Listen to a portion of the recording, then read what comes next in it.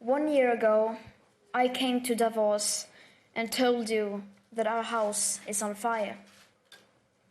I said I wanted you to panic. I've been warned that telling people to panic about the climate crisis is a very dangerous thing to do. But don't worry, it's fine. Trust me, I've done this before, and I can assure you it doesn't lead to anything. And for the record, when we children tell you to panic, we're not telling you to go on like before. We're not telling you to rely on technologies that don't even exist today at scale and that science says perhaps never will. We are not telling you to keep talking about reaching net zero emissions or carbon neutrality by cheating and fiddling around with numbers.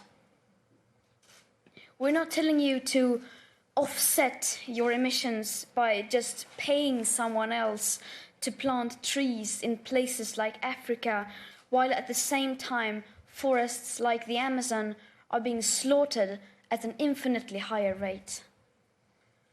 Planting trees is good, of course, but it's nowhere near enough of what is needed, and it cannot replace real mitigation and rewilding nature. And let's be clear, we don't need a low-carbon economy. We don't need to lower emissions.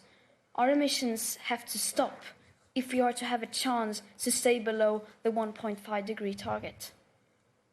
And until we have the technologies that at scale can put our emissions to minus, then we must forget about net zero. We need real zero. Because distant net zero emission targets will mean absolutely nothing if we just continue to ignore the carbon dioxide budget that applies for today, not distant future dates. If high emissions continue like now, even for a few years, that remaining budget will soon be completely used up. The fact that the USA is leaving the Paris Accord seemed to outrage and worry everyone, and it should. But the fact that we are all about to fail the commitments you signed up for in the Paris Agreement doesn't seem to bother the people in power even the least. Any plan or policy of yours that doesn't include radical emission cuts at the source starting today is completely insufficient for meeting the 1.5 or well below 2-degree commitments of the Paris Agreement. And again, this is not about right or left. We couldn't care less about your party politics. From a sustainability perspective, the right, the left, as well as the center have all failed. No political ideology or economic structure has been able to tackle the climate and environmental emergency and create a cohesive and sustainable world. Because that world, in case you haven't noticed, is currently on fire. You say children shouldn't worry. You say, just leave this to us. We will fix this. We promise we won't let you down. Don't be so pessimistic. And then, nothing. Silence. Or something worse than silence. Empty words and promises which give the impression that sufficient action is being taken. All the solutions are obviously not available within today's societies, nor do we have the time to wait for new technological solutions to become available to start drastically reducing our emissions. So, of course, the transition isn't going to be easy.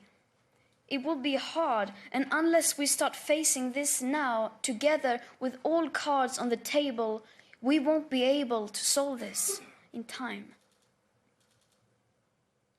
In the days running up to the 50th anniversary of the World Economic Forum, I joined a group of climate activists demanding that you, the world's most powerful and influential business and political leaders, begin to take the action needed.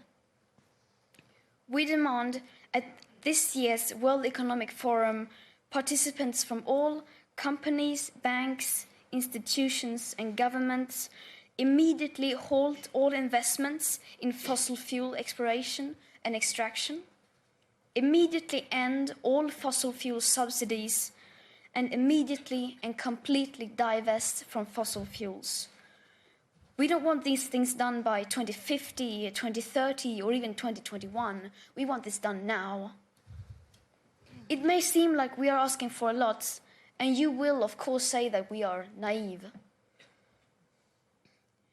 But this is just the very minimum amount of effort that is needed to start the rapid sustainable transition.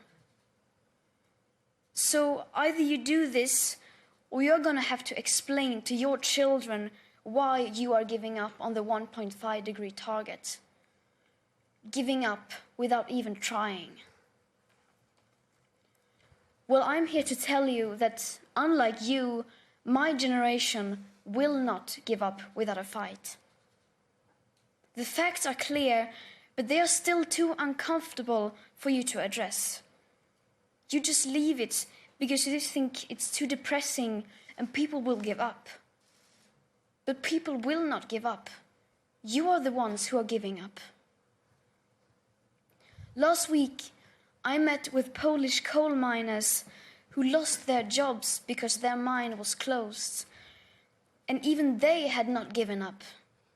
On the contrary, they seem to understand the fact that we need to change more than you do. I wonder, what will you tell your children was the reason to fail and leave them facing a climate chaos that you knowingly brought upon them? That it seemed so bad for the economy that we decided to resign the idea of securing future living conditions without even trying? Our house is still on fire. Your inaction is fueling the flames by the hour. And we are telling you to act as if you loved your children above all else. Thank you.